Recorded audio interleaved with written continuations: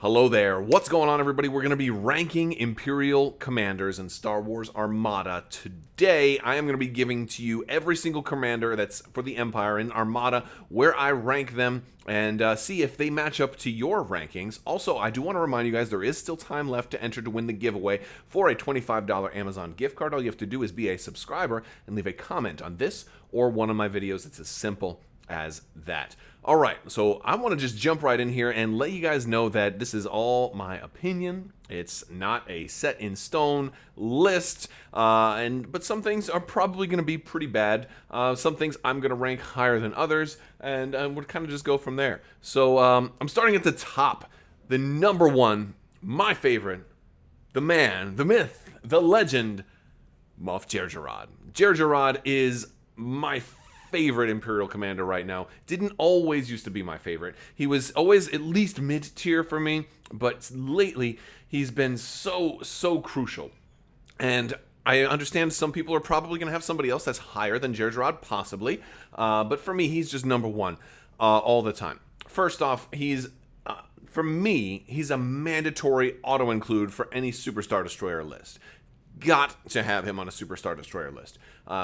That being said, he's almost an auto-include. He's like a really very much want to include on most Imperial lists because so many Imperial ships really do get to benefit greatly from his ability. There are a few Imperial lists that don't really need him, but those lists are not lists that you want to fly. I think any list that you want to fly with Imperials is probably going to be a list that's going to benefit from Moff Jerjerrod, at least right now. Now, again, that's part of my opinion creeping in there. Definitely some bias in there based on the type of playstyle that I go with. And you know that I don't usually run squadron-heavy lists, and so he's works even more because he really is only affecting ships. He's certainly somebody that is going to benefit my playstyle a little bit more. But one of the other things is so many folks that play competitive Armada live and die by the nav dial. And the nav dial is no doubt a very strong dial, a very strong command. But I, in my own personal preference and my fun style of play, love the concentrate fire dial. It's absolutely my favorite command in Star Wars Armada. Again, this is my own personal bias. I still suggest most people probably do Nav a whole lot. Nav is a great command. I definitely endorse Nav for everybody else, and just not for me. I love concentrate fire. And one of the things that's so great about Jerjerrod is that he means you don't have to run nav. I mean, you probably still want some navs in there, but he really decreases your dependency on the nav dial because you can just get that yaw, that 2 yaw, which for a lot of ships, especially the ships that I want to run, is, you know, you're not just going from 1 to 2. A lot of times you're going from 0 to 2. So it's absolutely incredible. With Architans, he's great with Architans, my favorite ship. Star Destroyers, great with those, good with Victories, and he's crucial, in my opinion, for the Superstar Destroyer. So he's just absolutely essential, and he's costed really cheap too at 23 points. So I just think he's absolutely fantastic. He gets the number 1 spot. Number 2 is General Ramadi. General Ramadi was definitely a contender for the number 1 spot. He is new, so he hasn't been tested all that much, and certainly a lot of games that I would have liked to have played more recently have been put on hold because of COVID-19. So I am really not able to run Ramadi against real human opponents as often as I would like right now. But that being said, I have run him a decent amount. And there's a couple of things that make him awesome. First off, you know, I don't think he needs a specific build to work. There's always obstacles, so there's always a chance for obstruction. And one of the things that really makes him great is if you line up the obstruction, he is not just giving you an extra die, an extra red die in your attack pool. He's not doing that. He's not just giving you 1 die. In my opinion, he's a 3-die swing. And here's what I mean by that. Any shot that is obstructed between you and your opponent, if they shoot you, they're still losing a die. But when you shoot them back, you're not losing a die. So they get -1. You get +1 because you don't lose a die for the obstruction, and you get +1 on top of that. So that's where I come up with the 3 die swing. Of course, I mean, if it was obstructed anyway, they're probably going to lose a die anyway, even without Ramadi. But here, at least with Ramadi, you're probably more likely to set up those obstructed shots. Okay, see what I'm saying? Like, you might want park one ship behind your other ships without worrying about it, whereas otherwise you might not want to do that.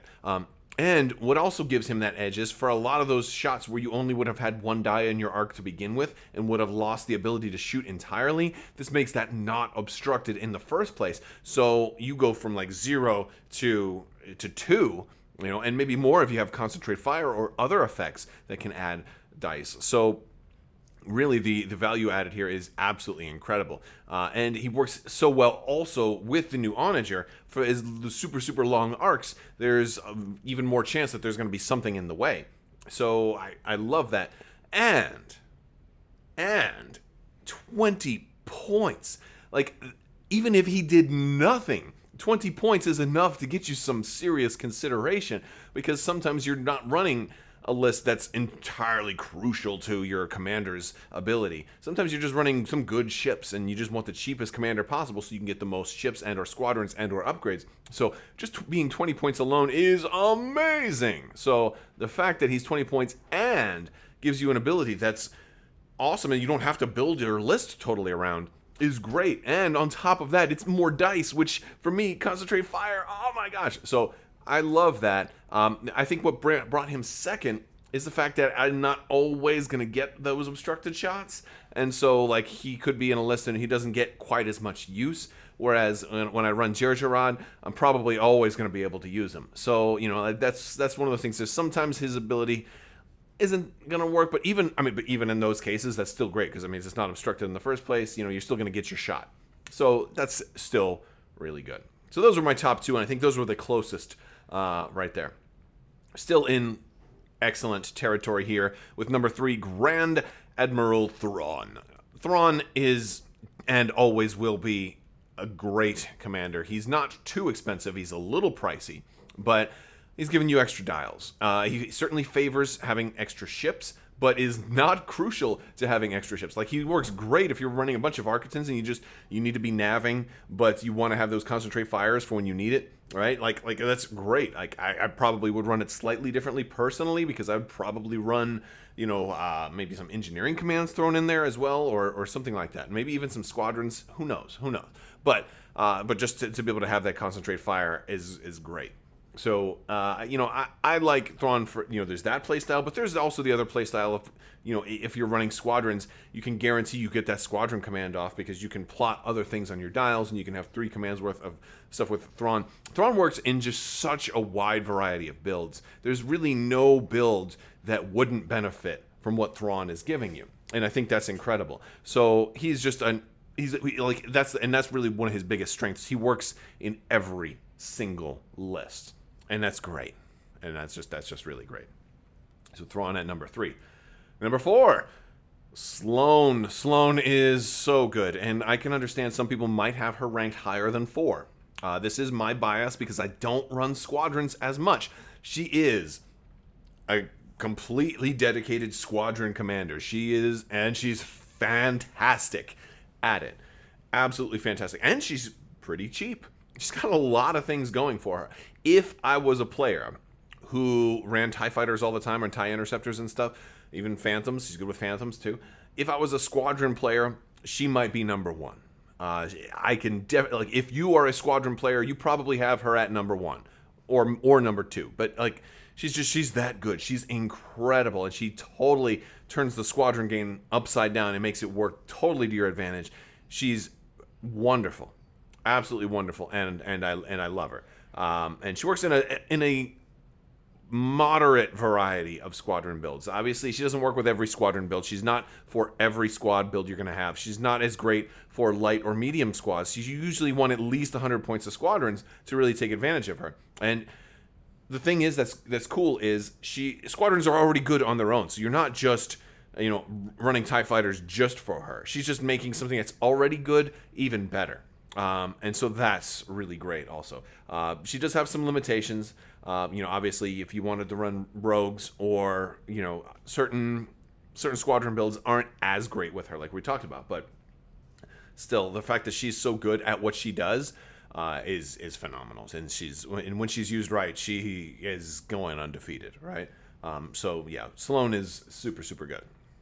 Next up, number 5, Madi. Madi is, and we're kind of entering like kind of a mid-tier right now of stuff that is great, but probably isn't, like my top 4, I think, stand a bit more head and shoulders above everybody else. Not that there's anything wrong with Madi, he's just boring. Like, he's great, but I think he's a little boring. That's my only criticism. He's cheap. He works for every ship. Obviously, he works for every ship that's not a huge ship, because he doesn't do anything for the Super Star Destroyer. So that's kind of actually reduced him a little bit. I used to probably rank him a lot higher.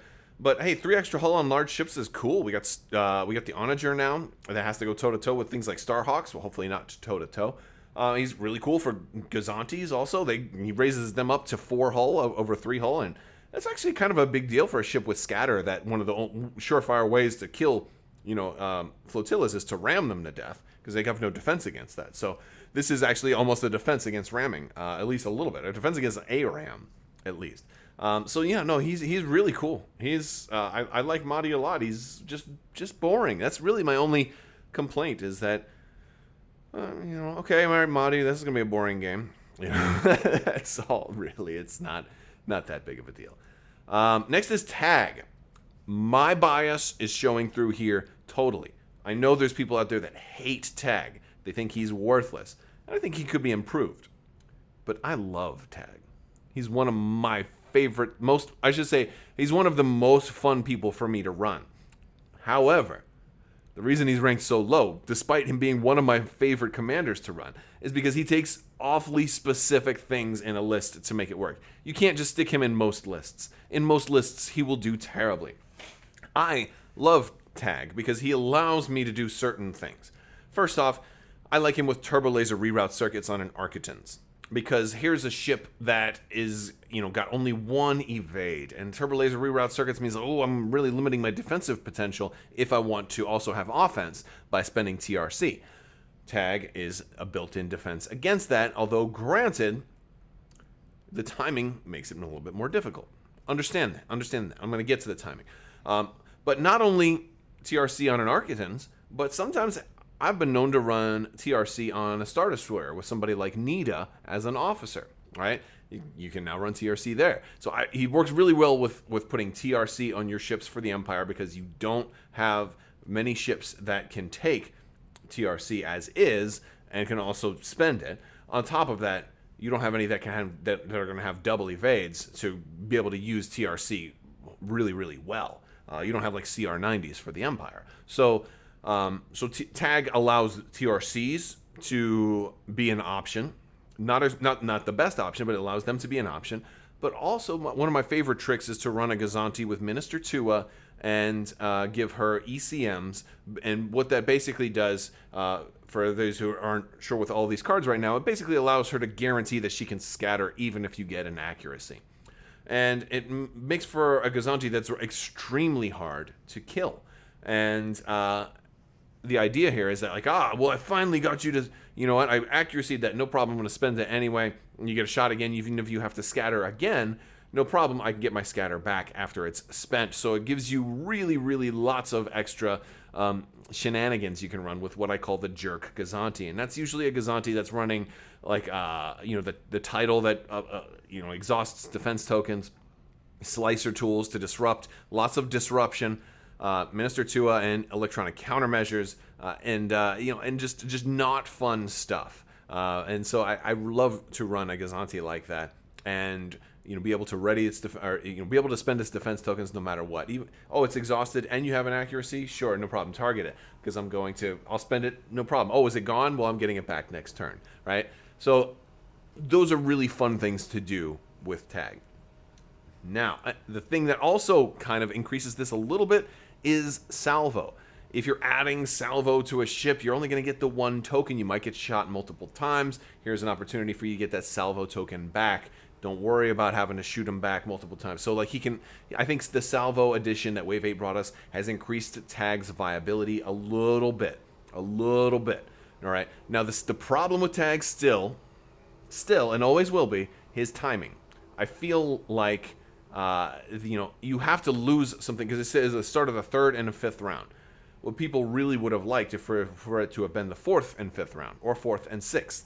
That would have made so much difference for Tag, so much difference. He would be like probably in my top 4 if that was the case. But the timing makes it hard because even it's great. It's at the start of the 3rd round. Problem is that means you had to have spent something on the 2nd round. Usually, you're not shooting a whole lot on the 2nd round, at least not such that you have lost defense tokens. It's very rare for you to, or at least in the past it has been very rare for you to lose defense tokens in the 2nd round. Now, in 2019 and beyond, some things have changed in the game, and we're starting to see it being more possible to lose defense tokens on the 2nd round. It is more possible. And one of the biggest proponents of that is the Super Star Destroyer. Because it's so big and can start out so much farther forward, you are way more likely to see shots fired on round 1 even. And so, when shots are fired on round 1, you have a much more likely chance of additionally having shots fired on round 2, and thus Tag really working. So I think Tag is actually pretty good against the Super Star Destroyer, or fleets that are doing very advanced stuff, like or maybe Radis that's warping a ship in on turn 1, and you're going to see some, or turn 2, and you're going to see a lot more firing very, very early in the game. He offers some protection against that. The problem is when that doesn't happen, then you're stuck waiting to turn 5, and then that's when it's harder to have as much stuff still surviving until turn 5. So if you can, if against certain matchups, he's very, very strong. Against a matchup where you're going to be firing a lot on round 2, he's very, very strong. With certain things like TRC, he's got some cool usage. And for me, that makes him a lot of fun because he allows you to kind of gives you an excuse to run Imperial builds that you might not have otherwise considered. So because of that, I love Tag, and I think he's super fun. So I gave him a higher ranking. That's my own bias. Most people probably won't give him that ranking, but that's my opinion, and I'm sticking to it. It's my list. It's my Tag.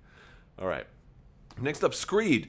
Screed has been, I'd say a pretty much a reliable, staple commander for a long, long time, and still manages to stay pretty reliable. The fact that it's just guaranteed, nothing is left up to chance with Screed, and that's pretty cool. He's 26, so he's a little on the cheaper side. He's not, he's starting to creep up closer to 30, so starting to get a little more expensive. But ideally, Screed is the type of character that you use to turn a black die into to guarantee that black crit. That's usually the way Screed is run. Now, granted, this can change a little bit because the Onager, for example, you can force a red crit if you needed to do something like that. He does have a couple of limitations, though. And because guaranteed crits are awesome. By all accounts, they are awesome. But in his case, why he's kind of in the middle of my rankings is that he's got two things. First off, it's only once per activation you can use his ability. So that is a little bit of a bummer. The second thing is that you have to spend a die in order to do it. So there are like 2 opportunity costs. Yeah. Now, it's great if you after all your rerolling, you still have a blank dice that are left over, because hey, if you got 2 blank dice, you spend 1, you turn the other one to a face with a crit. That's cool because you lose nothing at that point. But I'm not a big fan of having blank dice left over. I like for the I play with a little bit of my inner Lando, and I'm like, I'm not going to have that many blank dice. At least that's my plan going in. But no, Screed's pretty cool. He's been around for a long time. He's good to force those crits, and there's a lot of builds, and there's new critical effects coming out all the time that I think increase Screed's viability with every new wave that adds new crit effects. So Screed is pretty cool.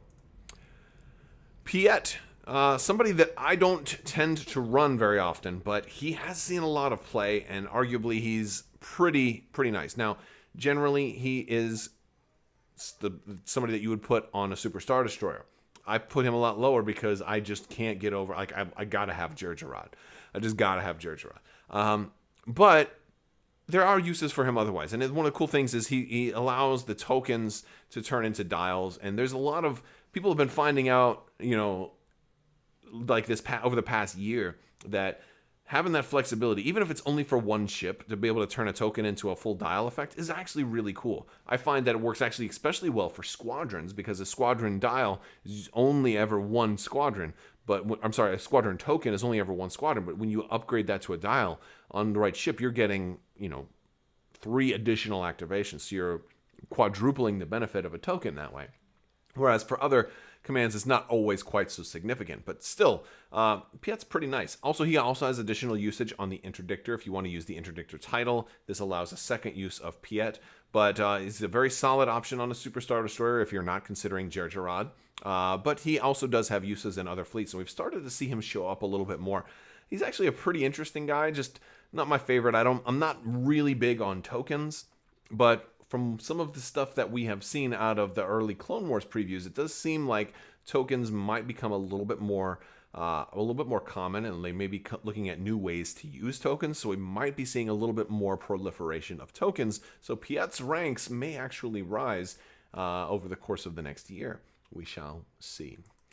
Next up, Darth Vader used to be my favorite. Used to be my absolute favorite. What happened? What happened? Why is Darth Vader ranking so low? What do I have him down here? 1, 2, 3, 4, 5, 6, 7, 8, 9th. I have Darth Vader ranked 9th on this list.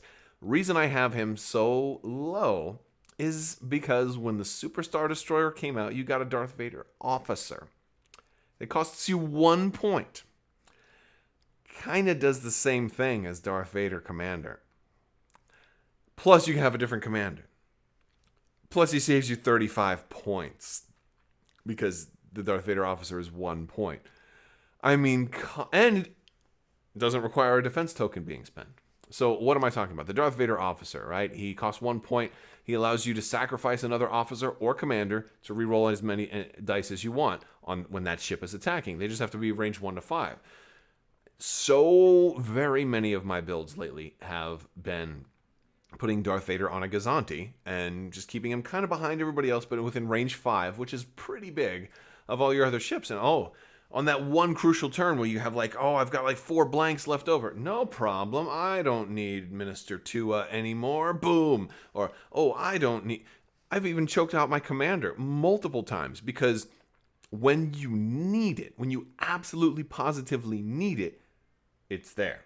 And on your flagship, which a lot of times is one of your heaviest hitting ships, you can do it twice. The game is only 6 turns long. And usually the first 2 turns you're not shooting anyway. So you're going to have only 4 turns. And he gives you half of that reroll for only 1 point. It really makes it very, very difficult to go back and look at this guy and say, all right, I want to spend 35 more points to be able to do this. And have to spend defense tokens and not get any other commander's benefit. And that's really the thing, because I can run Darth Vader officer with General Ramadi. Now that obstructed shot, I get a 2-die swing on that, and I can choke out a commander or an officer. And since we're seeing more ships with multiple officer slots, like the SSD with 3 officer slots, you have lots of options. You also have a lot of officers that only have a one-time use effect, and then they're ready to go, like Ozzel as an officer, or things like that. Or Captain Nita for TRC, right? All right, after the beginning of the game, you don't need him anymore. He provided his benefit already. He's ready to be choked. He's ready. He's Vader fuel. So you have so much of the stuff that was just built into the game to have Vader fuel ready to go. Even the coveted strategic advisor, because usually when you're tapping your strategic advisor, exhausting him to be able to stall, that's at the beginning of the game. Once you get into the heavy shooting phases, usually you want to be shooting right away. You don't want to stall because that's when you're going to start losing ships. So that's the perfect point to sacrifice strategic advisor to a Vader officer. So that's basically it. Obviously, this card is better than the officer, but for 36 points and spending a defense token each time you use it, and you can't use a different commander instead. So the Vader officer really has pushed Vader commander down. There's still uses for him. I mean, especially I think the onager still gives him some, you can start firing potentially turn 1, but usually turn 2 if you're running onagers or multiple onagers. But really, the Vader officer is just so darn good. And there's other things that are giving you dice mitigation already, and we've seen more and more of those. So, I'm sorry, Vader as a commander. I think Vader as a commander could use like a different option. I'd love just a different Vader commander, and I don't know. I don't know if they're gonna do that. Next up is Tarkin. Look, Tarkin's was the first commander I ever saw for this game. He came in the core set. He was great. At the time, I was like, oh, free tokens, cool. Back before, we didn't realize this. Oh, tokens aren't all that great. Look, this may change in the future. Tokens may get more better. I think Tarkin's still a fun commander to play around with. I like the ability to have the choice, but man, he's 38 points. It hurts my soul to run 38 points on a commander that's giving you a small benefit. If Tarkin was a 20-point commander, I would take him sometimes. I still wouldn't take him all the time. But yeah, he is like, realistically, because as tokens become more and more useful, and they've started to make them a little more useful, I see him probably being like a mid-20s, commander. Somewhere in there probably is more realistic. But I've run him a couple of times. I usually don't do that well when I run him because he's got such an incredible cost. It's really hard to justify. All right, next up is Ozzel. Ozzel is I don't know. I hate Ozzel. I hate him. I don't ever want to run him. He's 20 points, though. So he's not in last place because he's 20 points. So that much is cool. But he is, he's completely, there's a fleet command that completely trumps him, right? He's completely, you can just get, entrapment formation. And that's the same thing that Ozzel has. So I don't want to waste the commander on him, especially now that we have Ramadi also. That's another 20-point commander that actually does something. So I think Ozzel is garbage. There's some use cases where I guess you can justify like, oh, well, Ozzel's good if you wanted to run, go from speed 0 to speed 4 and in the same turn. I'm like, okay, I can't imagine actually wanting to really do that. Maybe there's a way to do it. Maybe there's a way to make that fun or to make that, competitive. I don't know. I've never ever run Ozzel. I've never ever wanted to, and I probably never ever will. And that's unfortunately just the way it is. Next up is Palpatine. Here's somebody else that I really wanted to like that I just can't bring myself to actually use, primarily because of his outrageous cost. I would much rather just run Intel Officer and be able to choose the same, be able to choose every single time. And when I've run Emperor, or put builds together with Emperor Palpatine, like I always end up changing my mind before I get at the table. So I've only run him, I think, once or twice. But it just seems like you get like one really interesting turn of firing with him. And then after that, it's just not that good because you have to start using him right away. And the first two turns, you're not going to, what are you going to pick for the first two turns? You're only going to get probably two good turns. You're probably going to get one turn where you choose Brace, and you're going to get one turn where you choose Redirect. All right. Now, he works better. He works best, I think, if you run him with Intel Officer on all your ships. So on that one turn you choose Brace, you Intel Officer the Redirect. And the other turn you choose Redirect, you Intel Officer the Brace. Right? That's going to hit most of your big, nasty ships. That's fun. That's cool. But that's obscenely expensive because 35 points for Palpatine plus 7 for every Intel Officer you want to run. I just haven't found a place with Palpatine that I feel comfortable running. And, as much as I don't like Ozzel, Ozzel gets a bonus because he's only 20 points, for Palpatine, I just can't, man. I just can't. He really is way overcosted, like crazy overcosted. And then last place, I'm sorry, Constantin. I tried you a lot of times. I tried to make you fun and tried to make you competitive, and I just don't like Constantin. He needs a complete redesign. I don't even know what you do with Constantin. I think you throw him away. And I mean, at least I'll say this: at least he is appropriate to like his character in Star Wars Rebels. He was somebody you really wanted to hate, and his card is about the same way. People don't like having their speed changed by their opponents, and he kind of forces you to have to do that, and I don't like that. Oh, and he doesn't work with Superstar Destroyer either.